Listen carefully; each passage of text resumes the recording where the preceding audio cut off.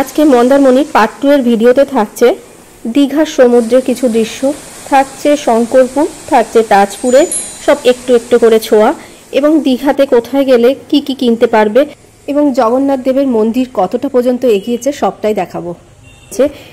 মন্দারমণিতে কোথায় গেলে বেস্ট খাবার পাবে রিজনেবল প্রাইসে, সব কিছু ভিডিওটার মধ্যে থাকছে। তো সুতরাং ভিডিওটা আমার সঙ্গে এনজয় করো, স্কিপ করো না। স্কিপ করলে হয়তো তোমাদের প্রয়োজনীয় পার্টটা তোমরা মিস করে যেতে পারো। তো চলো স্টার্ট করছি আজকে পার্ট 2। খাবারটা যতটাই কালারফুল, ততটাই টেস্টি, ততটাই কিন্তু বাজেট ফ্রেন্ডলি প্রাইসে পেয়ে যাবে। বাজিও দেখিয়ে দিচ্ছে।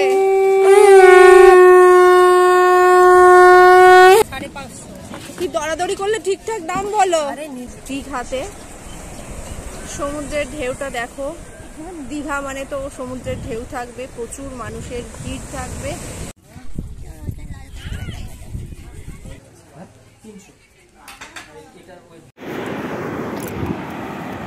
আমরা যে খাবারের জায়গাটায় যাচ্ছি সেটা কিন্তু রাস্তা দিয়েও যাওয়া যায়, বাট আমরা বিচ দিয়ে যাচ্ছি। বিচ দিয়ে গেলে মানে বিচের ভিউটাও দেখতে পারবো, তোমাদেরকেও দেখাতে পারছি কতটা সুন্দর লাগছে। দেখো একটা সাউন্ড, মানে জলের যে সাউন্ডটা কতটা সুন্দর, চারিদিকে ফাঁকা ফাঁকা, আমার এত ভালো লাগছে। সেই জন্য বিচ দিয়ে যাচ্ছি। রেস্টুরেন্টটা কিন্তু রাস্তা দিয়েও যেতে পারবে, বিচ দিয়েও যেতে পারবে। তো এটাই আমার মনে হলো বেস্ট, তাই তোমাদের সাথে শেয়ার করে দিলাম। দেখো আজকে তো অনেক ফাঁকা আছে, আমার মনে হচ্ছে কালকে থেকে ভিড় হবে, কারণ 26শে জানুয়ারি মানে 26 সামনেই, তো সেই জন্য কাল দুদিনের জন্য টাইম স্পেন্ড করবার জন্য একদম আইডিয়াল প্লেস আছে। কে কে সমুদ্র ভালোবাসো, এরকম দুদিনের জন্য এনজয় করতে চাও একটা সুন্দর রিসর্টে। এই বালির মধ্যে যে ছোট ছোট গর্তগুলো দেখছো, এইগুলোতে ছোট ছোট লাল কাঁকড়া দেখা যায়। এরা পায়ের সাউন্ড পেলেই ভেতরে ঢুকে যায়। এরকম প্রচুর ছোট ছোট গর্ত দেখবে, এগুলোতে ভর্তি লাল কাঁকড়া মানে থাকে। যখন একটু রোদ থাকে, ইভেন মানুষের কোনো চলাচল থাকে না, সেই সময় এখানে পুরো ভর্তি থাকে। আচ্ছা, এটা হচ্ছে মেন, মানে যে আমরা রেস্টুরেন্টটাতে খেতে আসছি, রাস্তা দিয়ে এলে এই এন্ট্রান্সটা হবে। তো একবার তোমাদেরকে দেখিয়ে দিচ্ছি। আমরা ব্যাক সাইড থেকে এসেছিলাম, এই যে এন্ট্রান্সটা দেখে নাও, তাহলে বুঝতে পারবে। এখান দিয়ে ঢুকে খাবারের কোয়ালিটিটা ভীষণ ভালো ছিল। সকালবেলা আমরা ব্রেকফাস্ট করেছি, তো সেই জন্যে লাঞ্চও করতে এলাম।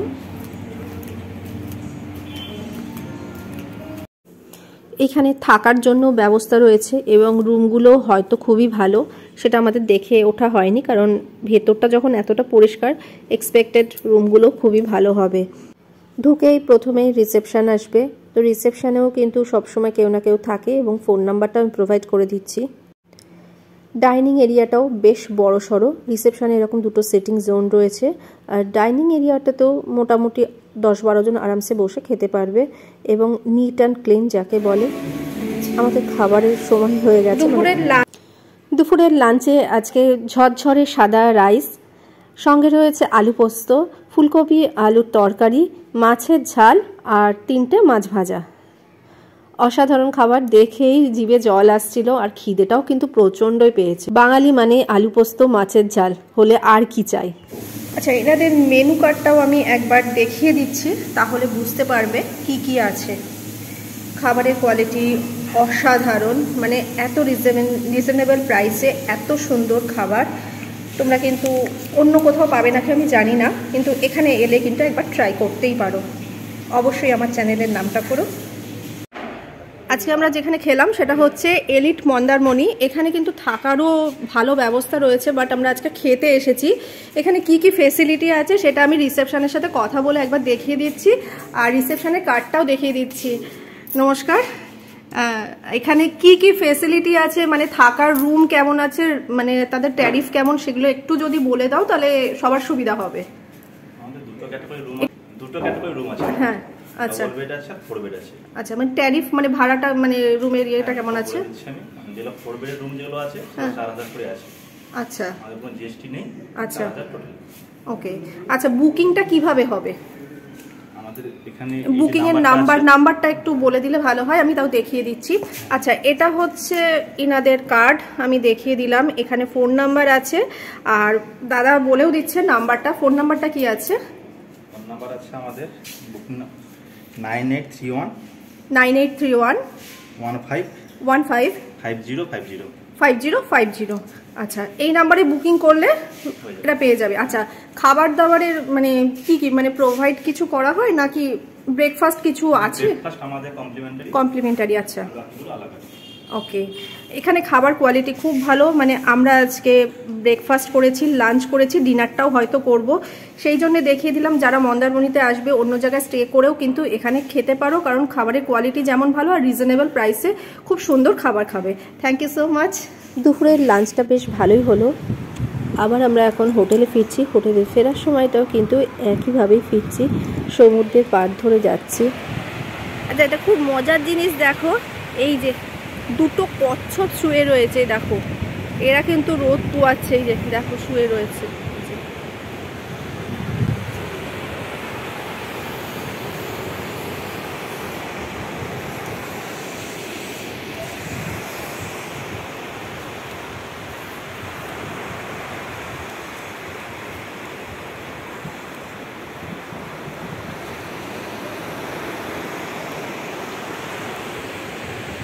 দেখো এখানে অনেকগুলো কচ্ছপ এরকম শুয়ে রয়েছে, রোদ পোয়াচ্ছে। সামনে ওই যে দুটো কচ্ছপ শুয়ে রয়েছে, এরকম বহু জায়গায় এরকম শুয়ে রয়েছে। আর এত বড় সাইজ যে ওদের চলার কোনো ক্ষমতা নেই, শুয়ে আছে মানে শুয়েই আছে। সবাই যাচ্ছে ওদেরকে নিয়ে ছবি তুলছে, ওরা কিন্তু বিন্দাস ঘুমিয়ে আছে।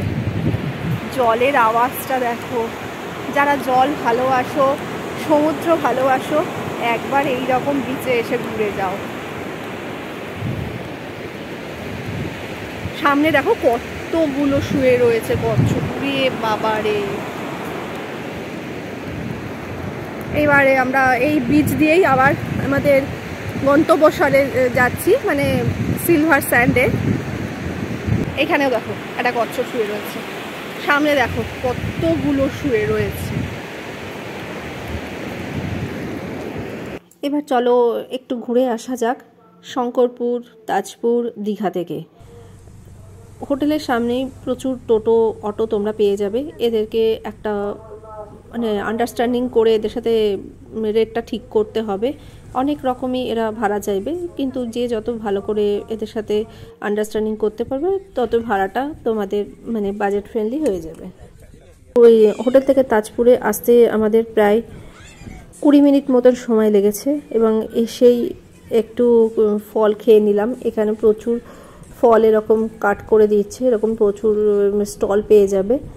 তো সামনেও কিছু কিছু খাবারের দোকান আছে, আর ছোট ছোট হোটেল রয়েছে, ভাতের হোটেল, সেগুলো কিন্তু অনেক রয়েছে, বা চাইলে কেউ ওখানেও কিন্তু ভাত খেতে পারো। এবারে এইখানে বিচের ধারে বসে 10-15 মিনিট সময় স্পেন্ড করে আবার আমরা শঙ্করপুরের দিকে এগিয়ে যাব। তাজপুরের দৃশ্য দেখা কমপ্লিট হয়ে গেল। এইবারে আমরা যাচ্ছি শঙ্করপুরের উদ্দেশ্যে। রাস্তাটা এতটাই সুন্দর, দুপাশ দিয়ে কি সুন্দর বোল্ডারগুলোকে দেখো বাঁধিয়ে দিয়েছে, আর অনেকটা ডিস্টেন্সেই বিচটা রয়েছে। এবার চলো আমরা একটু বিচের দিকে যাচ্ছি। এখানে এরকমভাবে স্ল্যাবগুলো করা রয়েছে, তোমরা এখানে কিন্তু নেমে পা ভেজাতে পারবে, এবং প্রচুর মানুষ এখানে এসেছে। দেখো, এবং জলের স্রোতটাও কিন্তু খুব সুন্দর।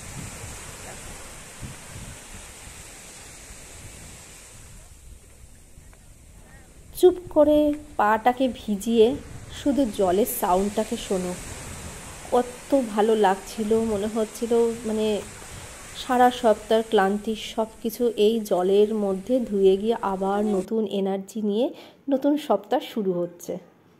এখানে খুব অল্প সংখ্যকই গেস্ট হাউস বা হোটেল আছে। যদি মনে করো যে এখানে থাকবে, সেটাও তোমরা দেখতে পারো। একটা পুরনো হোটেল কাম গেস্ট হাউস যেটাই বা বলতে পারো, সেটা হচ্ছে নেস্ট। এই নেস্ট দিয়ে সার্চ করলে তোমরা এর রিভিউ পেয়ে যাবে, এবং এটা একটু দূরে কিন্তু শঙ্করপুরের মধ্যেই রয়েছে।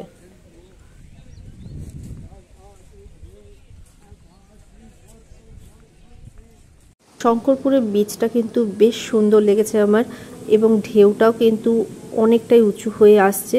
এখানে ট্যুরিস্ট একটু কম আছে, দীঘাতে যেমন সবসময় ক্রাউড থাকে এখানে কিন্তু একটু কম আছে। কি সুন্দর দেখো জলটা এগিয়ে আসছে একদম সামনে থেকে, যে এতটাই সুন্দর লাগছিল। ভিডিওতে কতটা বুঝতে পারছো জানি না, মানে পাটা যখন ভিজছে তখন যে কি আনন্দ লাগছিল এই জলটাতে দাঁড়িয়ে।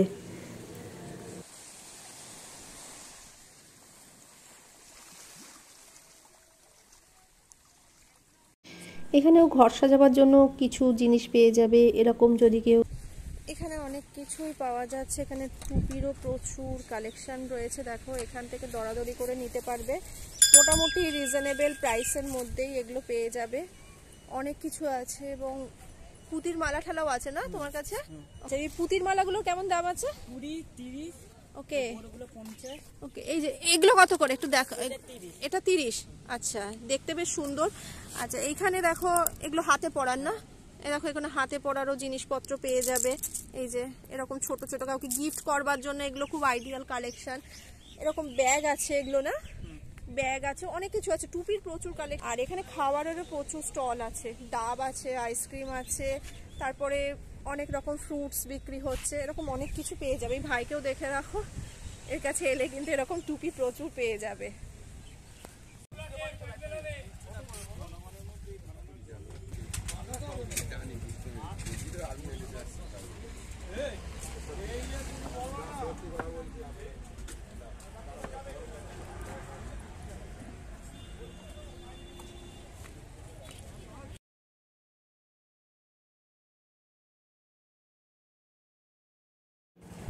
শঙ্করপুরের বীচটা আমার বেশ ভালো লেগেছে। মানে তাজপুরেও গেলাম, তাজপুরে যতটা ভালো লেগেছে তার থেকে বেশি আমার শঙ্করপুরের বীচটা ভালো লেগেছে। তার কারণ এই যে বোল্ডারগুলো দেখছো ওগুলো খুব সুন্দর করে সেটিং করা রয়েছে যাতে কেউ ওখানে গিয়ে বসতে পারে, দাঁড়িয়ে ফটো তুলতে পারে, এই অপশানগুলো খুব সুন্দর রয়েছে। আমার ইউটিউবের ফ্যামিলি মেম্বাররা যারা ভিডিওটা দেখছো বা যারা নতুন আরও এই ভিডিওটা দেখবে, তাদের মধ্যে কে কে সমুদ্র এরকম ভালোবাসো, সমুদ্রের জলে পা ডুবিয়ে বসতে ভালোবাসো, আমাকে কমেন্ট করে প্লিজ জানিও। বীচটা খুব সুন্দর, চারিদিকে পুরো বাঁধানো রয়েছে এই বোল্ডারগুলো দিয়ে। তারপরে যে রাস্তাটা রয়েছে রাস্তাটাও বেশ চওড়া ছিল এবং বেশ সুন্দর ছিল, মানে অটো করে যাওয়া আসা করতে বেশ কমফোর্টেবলই লেগেছে।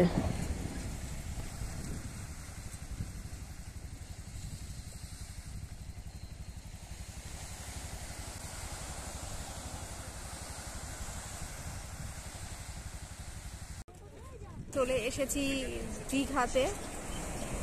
সমুদ্রের ঢেউটা দেখো, দীঘা মানে তো সমুদ্রের ঢেউ থাকবে, প্রচুর মানুষের ভিড় থাকবে। এই যে দেখো সবাই ছুটির ইয়েতে রয়েছে, আমেজে রয়েছে, ছুটি কাটাতে সবাই চলে এসেছে, প্রচুর ভিড় রয়েছে। তবে আজকে ভীষণ ক্লাউডি ওয়েদার বলে হয়তো পিকচারটা ক্লিয়ার আসছে না।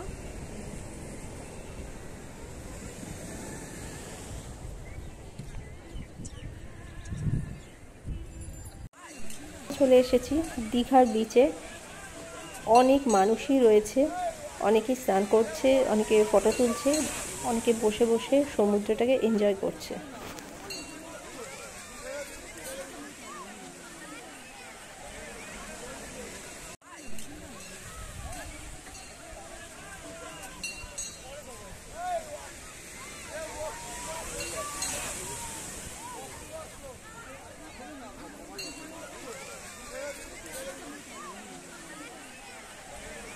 এবার চলো একটু শঙ্খ কিনবো, শঙ্খর দাম দর করি এবং কোন শঙ্খটা কেমন হবে একটু কয়েকটা দোকান ঘুরে দেখি আর কি কি পাওয়া যায়, তোমরাও দেখে নাও। শঙ্খর সাথে সাথে ঘর সাজাবারও প্রচুর আইটেম ছিল, সঙ্গে কিছু হার ছিল, মানে পার্লের মতন দেখতে কিছু পার্ল টাইপের নেকলেসও এখানে ছিল। সব কিছু একটু দরাদরি করে নিতে হবে। এগুলো ওরা বাজিয়ে দেখাবে, বাড়ি মেরে দেখাবে, ভাঙছে না, ভারী লাগবে। অরিজিনাল শাক কখনো ভারী হবে না। এটা কত না, ওটা 300 টাকা। হ্যাঁ 300। এটার ওয়েট দেখুন। এখানে অনেক কিছু মানে পেয়ে যাবে। এইগুলো বলছে 30 টাকা করে, 50 টাকা, এরকম অনেক কিছু আছে। পুতির মালা আছে, এরকম কি আছে কালো কই ভর্তি দোকান রয়েছে। এই তো এখানে কয়েকটা কালার দেখছি।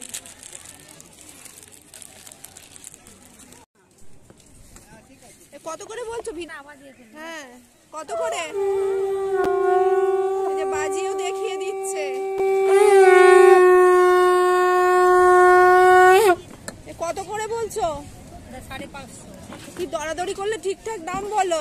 নিলে দাম করে দেব। হ্যাঁ সবাই তো ভিডিও দেখে আসবে, তখন দরাদরি করে দাম ঠিক করবে তো। হ্যাঁ নিলে দাম হবে বলেছে। 550 বলছে, দরাদরি করলে দাম কমিয়ে দেবে দিদি। দরাদরি পাকড়া পাকড়ি করলে হ্যাঁ দাম কমিয়ে দেবে। এই যে বাজি দেখাচ্ছে। ভালো দেখুন। কত করে এগুলো? কোনটা? এগুলো এটা 60 টাকা। এটা কানের গলায় সেট আছে, আর শুধু লকেটটা এটা 30 টাকা। এটা কানের দিয়ে সেট আছে, কানের লকেট সেট।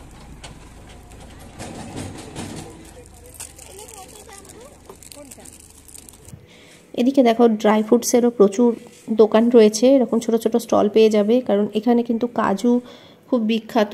কোনো বিচ এরিয়াতেই কিন্তু কাজু খুব ভালো পাওয়া যায়, তো দরাদরি করে এখান থেকে কাজু নিতেই পারো।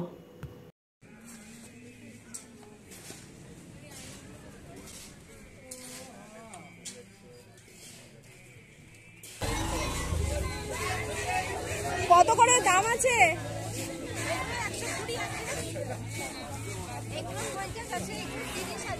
ওকে এগুলো কি নুনরা খান না?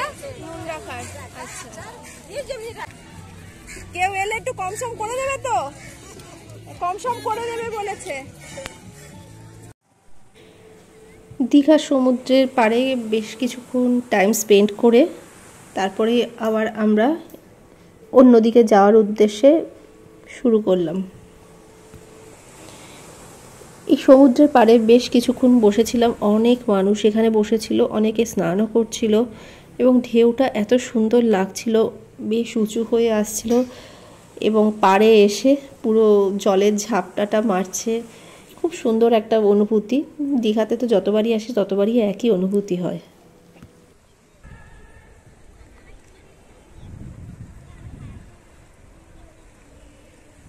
এইবারে আমরা একটু জগন্নাথ দেবের মন্দিরের দিকে যাচ্ছি। দেখা যাক কতটা কমপ্লিট হয়েছে সেটা দেখি এবং তোমাদেরকেও দেখাবো।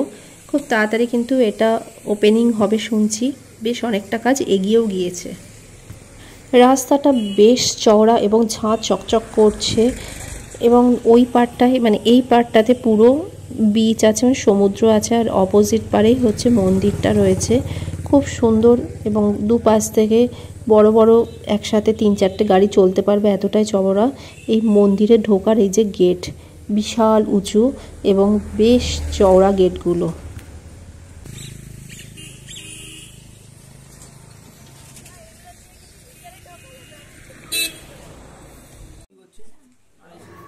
আজকের মন্দারমণির ভিডিওটা এখানেই এন্ড করছি। পরবর্তী ভিডিওতে অন্য ব্লগে আবার দেখা হবে। সবাই খুব ভালো থাকো। কে কোথা থেকে দেখছো ভিডিওটা অবশ্যই কমেন্ট করে জানিও। পারলে সবার সাথে বেশি বেশি করে শেয়ার করে দিও। ভালো লাগলে একটা লাইক করে দিও। তোমাদের একটা লাইক আমাকে অনেক মোটিভেট করে।